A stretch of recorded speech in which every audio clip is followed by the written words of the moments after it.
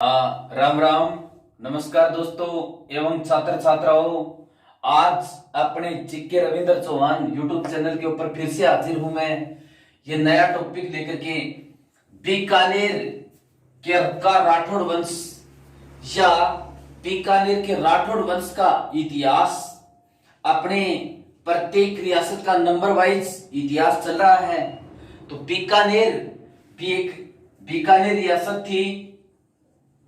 राजस्थान में एकीकरण से पहले कुल कितनी रियासत थी? 19। प्रत्येक का इतिहास नंबर वाइज आज नंबर है बीकानेर रियासत का। ये आज के गंगानगर, हनुमानगढ़, बीकानेर और चूरू, यानी ये बीकानेर संभाग किसी समय बीकानेर रियासत हुआ करती थी। अब देखो इससे संबंधित प्रश्न क्या क्या बनते हैं। बीकानेर के अंदर शासक वंश कौन सा है? राठौड़। बीकानेर में किस वंश के शासकों ने शासन किया? राठौड़ वंश के शासकों ने शासन किया। दूसरा प्रश्न, या कि इनकी कुल देवी कौन सी है? कुल देवी, तो इनकी कुल देवी है नागणेची माता। नागणेची माता। दूसरा प्रश्न इससे थोड़ा सा भिन्न पूछते हैं, इनकी इष्ट देवी कौन सी है? तो इष्ट देवी कौन सी है? करणी माता, जिसका मंदिर देशनोक बीकानेर में है। बीकानेर के अंदर शासन करने वाला वंश कौन सा? राठौड़ वंश। अब अगला प्रश्न, बीकानेर के राठौड़ों की और कुल देवी कौन सी है? तो नागणेची माता। नागणेची माता क्यों? ये बीकानेर के राठौड़ हैं। ये जो जोधपुर के राठौड़ हैं, इन जोधपुर के राठौड़ों इन्हीं में से निकले हुए हैं, यानी इन्हीं के वंशज हैं। तो जोधपुर के राठौड़ों की कुल देवी है नागणेची माता। नागणेची माता, तो इनके वंशज है बीकानेर के राठौड़। तो बीकानेर के राठौड़ों की और कुल देवी भी कौन सी होगी? नागणेची माता।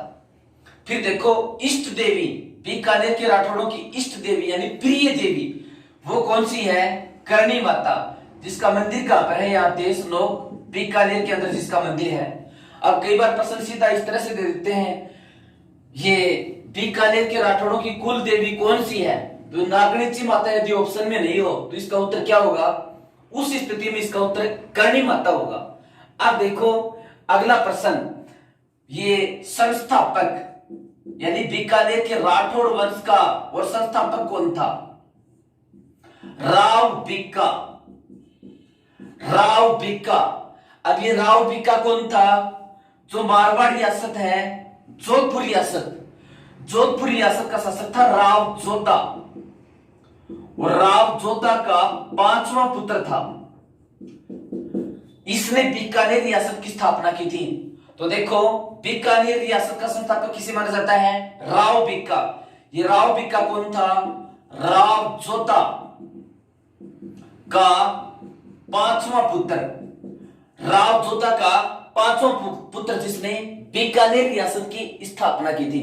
ठीक है, देखो राव जोधा से 1463 में जोधपुर से रवाना हो गया। ये यहां से 1463 के अंदर जोधपुर से रवाना हो गया राव जोधा अपने पिता से अनुमति लेकर के। और फिर इसने 1472 में यहां पर बीकानेर के ऊपर अधिकार कर लिया।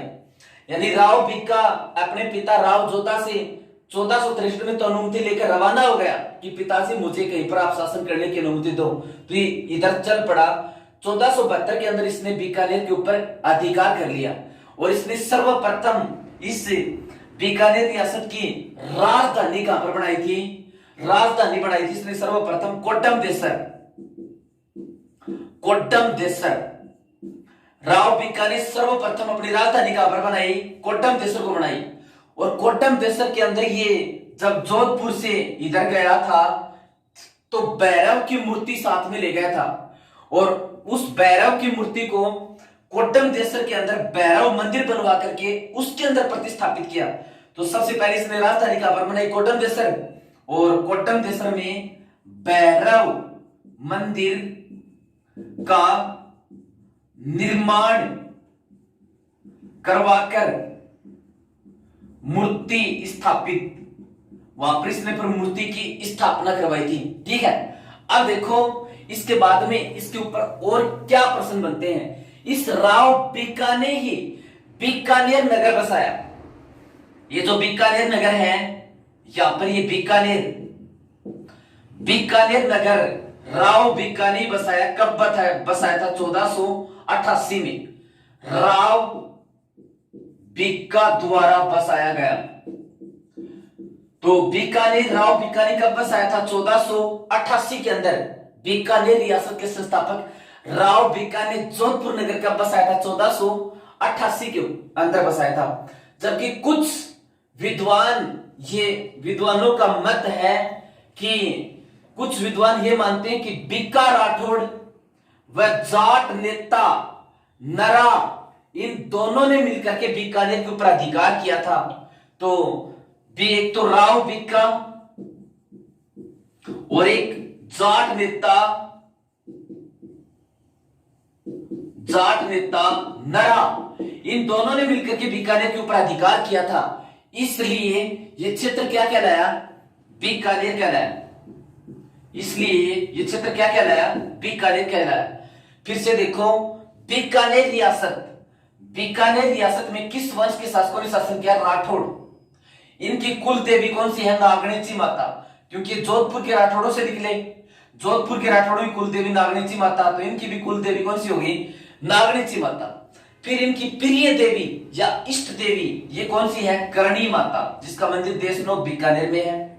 अगला प्रश्न, बीकानेर के राठौड़ वंश का संस्थापक कौन था? राव बीका। ये राव बीका कौन थे? यहां पर मारवाड़ के शासक राव जोधा के 5वें पुत्र थे। और ये राव जोधा का 5वां पुत्र था। इसने सबसे पहले अपनी राजधानी कहां पर बनाई? कोड्डम देसर। और कोड्डम देसर के अंदर इसने भैरव मंदिर का निर्माण करवाया था। ये जोधपुर से बीकानेर की ओर निकला तो भैरव की मूर्ति साथ में लेकर गया था। कोड्डम देसर के अंदर भैरव मंदिर का निर्माण करवाया। इसके ऊपर अगला प्रश्न, 1488 के अंदर 1488 में राव बीका ने राप्ती घाटी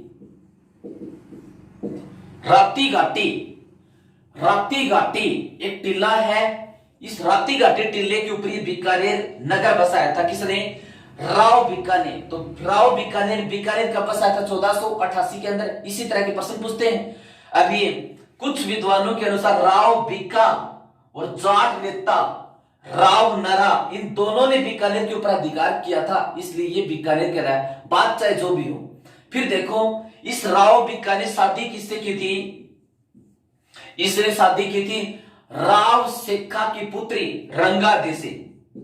राव शेखा की पुत्री रंगादे से, राव शेखा की पुत्री रंगादे से शादी की थी और इसका पुत्र था राव नरा। इसकी मृत्यु के बाद में बीकानेर का दूसरा शासक बनता है राव नरा, लेकिन ये ज्यादा दिन तक जीवित नहीं रहा।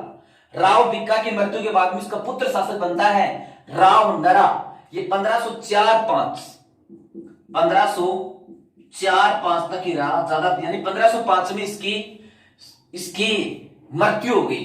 ठीक है, अब देखो इसके बाद में ये राव नरा, इसकी मृत्यु हो गई। ये राव नरा राव बीका का पुत्र था। इसके बाद में राव लूणकरण ये शासक बनता है।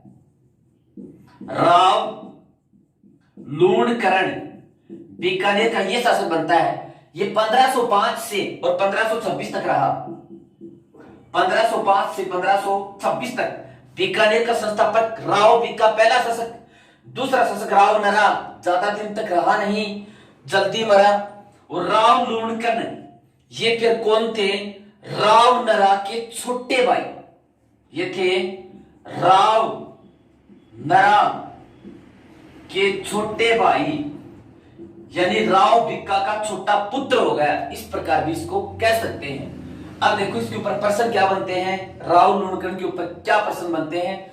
ये दानी बहुत था तो इसलिए इसकी तुलना कर्ण से की गई, कर्ण से की गई। और राव जैत, ये बिट्टू सूचा है जिसने जैत शिरोछंद पुस्तक लिखी थी। इस पुस्तक के अंदर इसको कलयुग का कर्ण कहा। प्रश्न यहां से बहुत जबरदस्त इंपॉर्टेंट एक प्रश्न निकल करके आता है। कि कलयुग का करण किसे कहते हैं, तो इसका उपनाम कलयुग का करण, कलयुग का करण किसे कहते हैं, राव लूणकरण को कहते हैं। किसने कहा था, बिट्टू सुजा ने, बिट्टू सुजा ने कहा था। और कौन सी पुस्तक के अंदर कहा था, जैतसिरो छंद, जैतसिरो छंद। तो कलयुग के कर्ण के नाम से कौन जाना जाता है, राव लूणकरण, ये दानी अधिक था। और बिट्टू सुजा ने इसको कलयुग का कर्ण कहा था। किस पुस्तक के अंदर, राव जैतसिरो छंद पुस्तक जो बिट्टू सुजा ने लिखी थी। अब देखो इसने यहां पर बीकानेर के अंदर एक लूणकरण कस्बा बसाया अपने नाम से, लूणकरण कस्बा बीकानेर के अंदर। तो लूणकरण कस्बा किसने बसाया था, बीकानेर के शासक राव लूणकरण ने बसाया था। यहां पर अपने नाम से बीकानेर के अंदर, लूणकरण के अंदर इसने लूणकरण सागर या लूणकरण सर झील का निर्माण करवाया, लूणकरण सर झील का निर्माण करवाया, जो कहां पर है, लूणकरण सर बीकानेर में। ये उत्तरी राजस्थान में खारे पानी की सबसे बड़ी झील है और उत्तरी राजस्थान को नमक की आपूर्ति लगभग इस लूणकरण सर झील से होती है। ये तो लूणकरण सर कस्बा बसाया लूणकरण ने, लूणकरण सर झील का निर्माण करवाया लूणकरण ने, ठीक है। अब देखो इसके बाद में अगला राजा कौन बनता है, राव जैतसी, बीकानेर का 4 नंबर शासक कौन बनता है, राव जैतसी। ये राव जैतसी कब से कब तक रहे, 1526 से 42, 1526 से 42 तक रहे। इस राव जैतसी के ऊपर क्या क्या प्रश्न बनते हैं, देखो एक तो 1526 से 42 तक रहे थे, आपको याद होगा खानवा का युद्ध, खानवा कहां पर है, भरतपुर के अंदर है, खानवा का युद्ध ये हुआ था 1527 के अंदर। मेवाड़ का शासक था यहां का एक माना सांगा और मुस्लिम शासक थे बाबर, इन दोनों के मध्य हुआ था और इसमें बाबर की जीत हुई थी। प्रश्न यहां से यह निकलेगा कि खानवा के युद्ध में और इसने किसका साथ दिया था, तो राव जैतसी ने खानवा के युद्ध में सांगा का साथ दिया था और अपने पुत्र कल्याणमल को सैनिक सहायता देकर के सांगा के पक्ष में लड़ने के लिए भेजा था। तो देखो राव जैतसी 1526 से 42 तक रहे। इसके काल में एक घटना घट गई 1527 में, खानवा का युद्ध बहुत बड़ी घटना है, सांगा और बाबर के मध्य युद्ध हुआ था। तो ये निकला कि इसने मदद की थी या नहीं की थी। तो 1527 में अपने पुत्र कल्याण मल को सांगा की सहायता हेतु भेजा था, माना सांगा की सहायता यानी मदद करने के लिए इसने भेजा था, ठीक है। अब देखो इसके बाद में इसके ऊपर अगला प्रश्न क्या बनता है, बाबर की मृत्यु हो गई 1530 में और 1530 में बाबर की मृत्यु के बाद बाबर के 4 पुत्र थे, हुमायूं, कामरान, अस्करी और हिंदाल, ये 4 पुत्र थे। अब हुमायूं ने बराबर बराबर साम्राज्य अपने भाइयों में बांट लिया और ये राजा बन गया। तो हुमायूं का ही भाई था कामरान, उस कामरान ने राव जैतसी के टाइम में बीकानेर रियासत के ऊपर आक्रमण किया और बीकानेर रियासत के ऊपर आक्रमण किया। तो ये यहाँ पर बटनेर दुर्ग पड़ता है राजस्थान की सबसे उत्तरी सीमा में, जिसको राजस्थान की उत्तरी सीमा का प्रहरी कहते हैं। तो कामरान ने बटनेर दुर्ग के ऊपर अधिकार कर लिया इसके टाइम में। तो कामरान का बटनेर पर अधिकार, यह राजस्थान का उत्तरी सीमा का प्रहरी है बटनेर दुर्ग। राजस्थान में सबसे ज्यादा विदेशी आक्रमण इस बटनेर दुर्ग के ऊपर हुए हैं। यह राजस्थान का सबसे प्राचीन किला भी है। तैमूरलंग ने अपनी आत्मकथा तुजुक के तैमूरी में इसको राजस्थान का, हिंदुस्तान का सर्वश्रेष्ठ दुर्ग कहा है, बटनेर दुर्ग को। तो इसको जीत लिया था राव जयसिंह के टाइम में। किसने? कामरान ने जीत लिया था। फिर देखो इसके बाद में आगे क्या होता है। ये 1541 के अंदर मारवाड़ के शासक मालदेव ने भी बीकानेर के ऊपर आक्रमण किया। ये मारवाड़ रियासत है, मारवाड़ का शासक था मालदेव और मालदेव ने 1541 में बीकानेर को जीता। यानी इसने बीकानेर, इधर साइड में बीकानेर के ऊपर आक्रमण कर दिया, तो इस मालदेव ने बीकानेर को जीत लिया।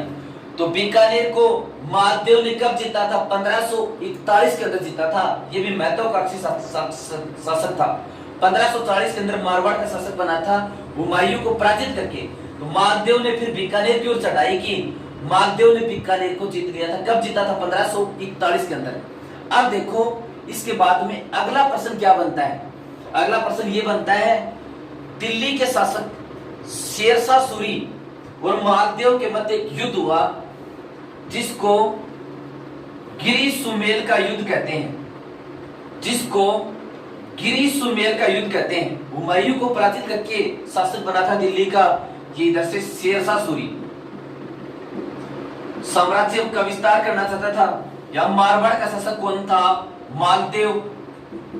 मारवाड़ का शासक था मालदेव। इस मालदेव और गिरी सुमेल के, इस शेरशाह सूरी के मध्य एक युद्ध हुआ था। वो पाली के अंदर एक गिरी सुमेल जगह पड़ती है, गिरी सुमेल जगह पर हुआ था, इसलिए इसको गिरी सुमेल का युद्ध कहते हैं। और गिरी सुमेल का युद्ध कब हुआ था? ये हुआ था 1544 के अंदर हुआ था। गिरी सुमेल का युद्ध कब हुआ था? 1544 के अंदर हुआ था। 1544 के अंदर हुआ था। किस किस के मध्य? शेरशाह सूरी और मालदेव के मध्य। अब देखो ये राव जयसिंह जो भाग गया था, यानी मालदेव ने बीकानेर के ऊपर चढ़ाई कर ली थी।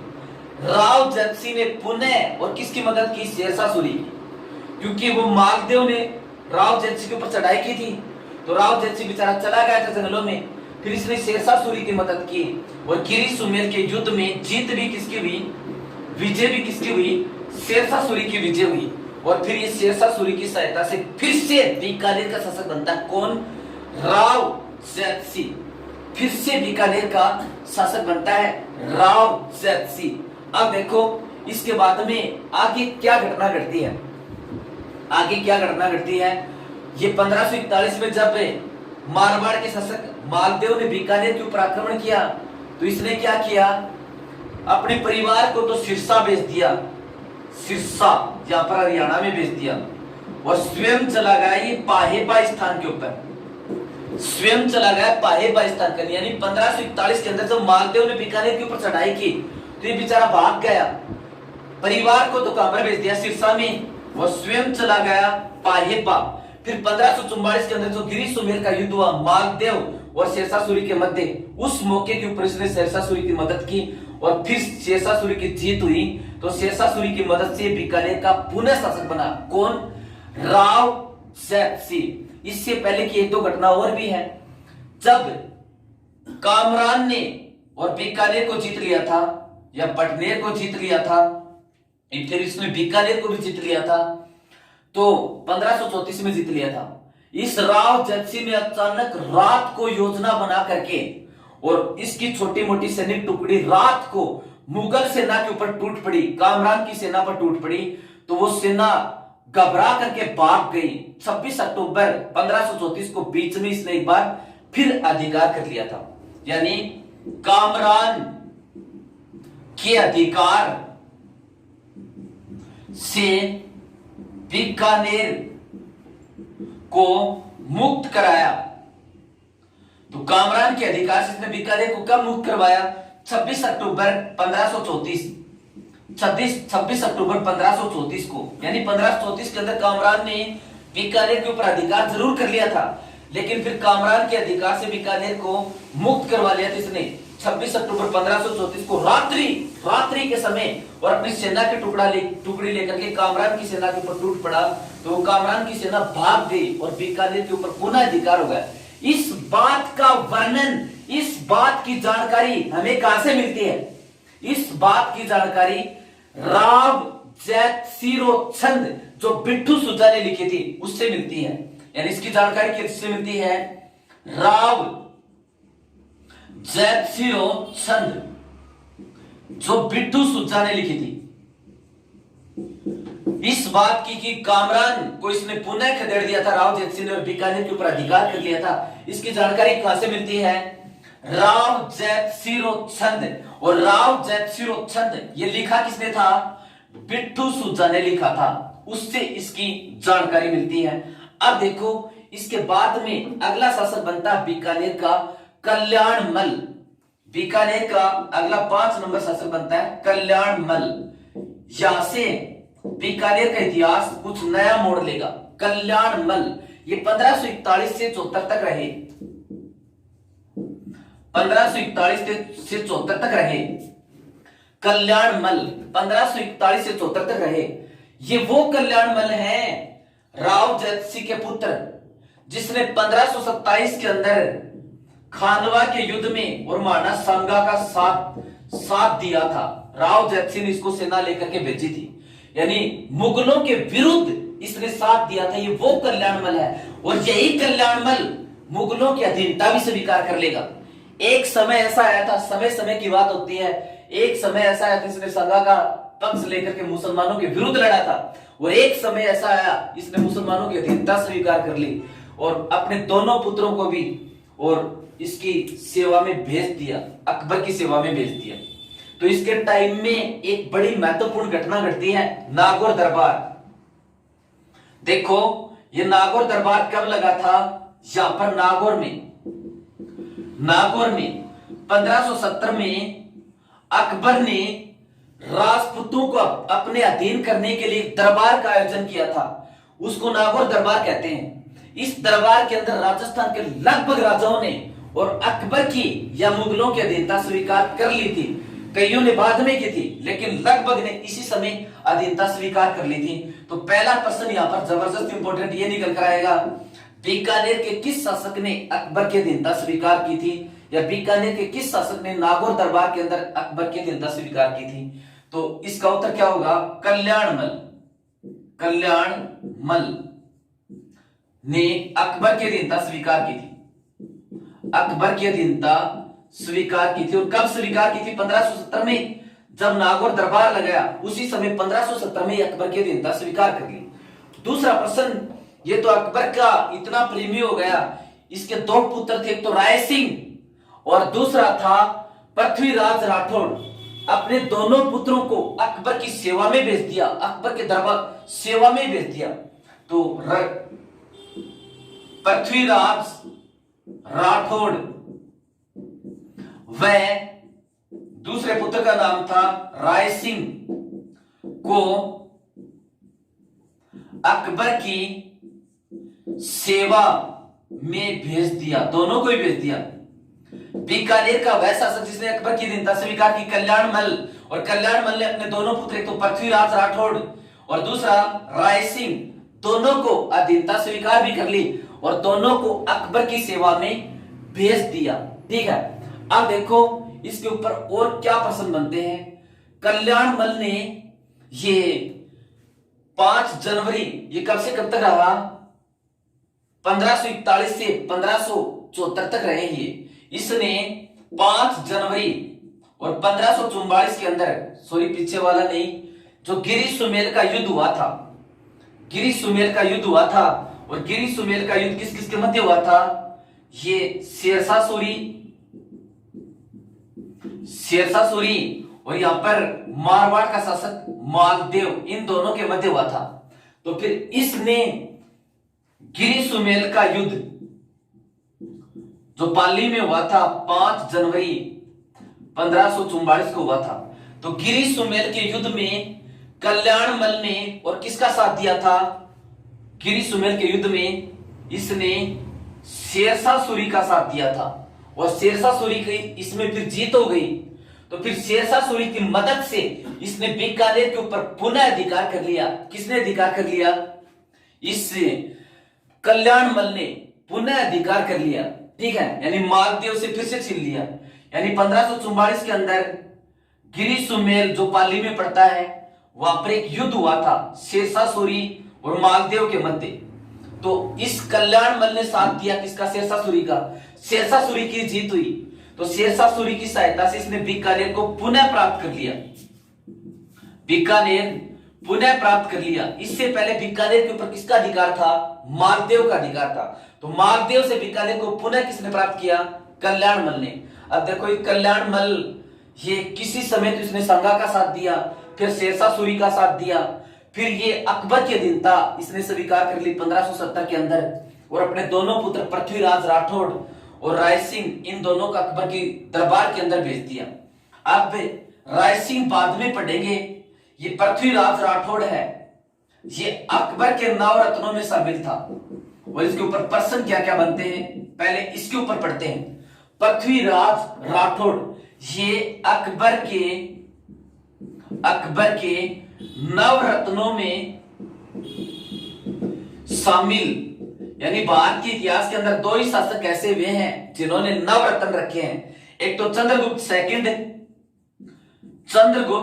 सेकंड जिसने नवरत्न रखने की शुरुआत की थी, और दूसरा अकबर। भारत के इतिहास के अंदर दो ही शासक ऐसे हुए जो नवरत्न रखते थे।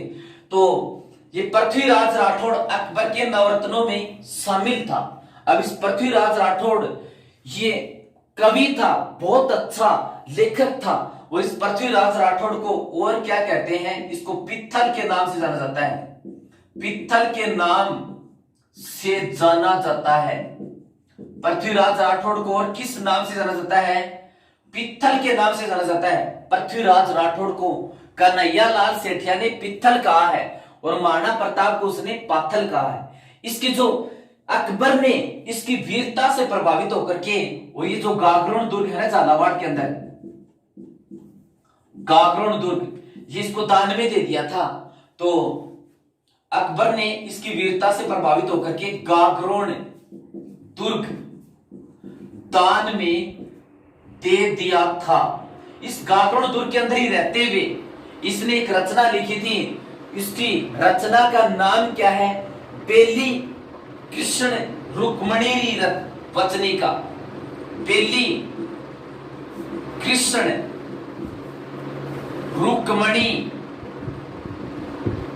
रुक्मणी वचनिका।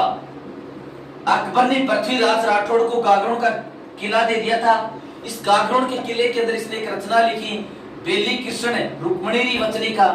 ये बेली कृष्ण रुक्मणी वचनिका, इसमें किसका वर्णन है?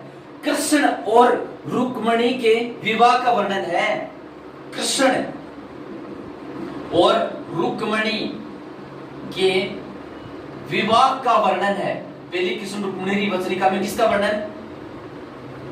कृष्ण और रुक्मणी के विवाह का वर्णन है। कवि तुलसा आडा ने इस पुस्तक को 5वां वेद और 19वां पुराण कहा, यानी वेद तो 4 ही हैं। तुलसा आडा ने इस पुस्तक को 5वां वेद कहा और 19वां पुराण कहा, क्योंकि पुराण तो 18 ही है। तो तुलसा आडा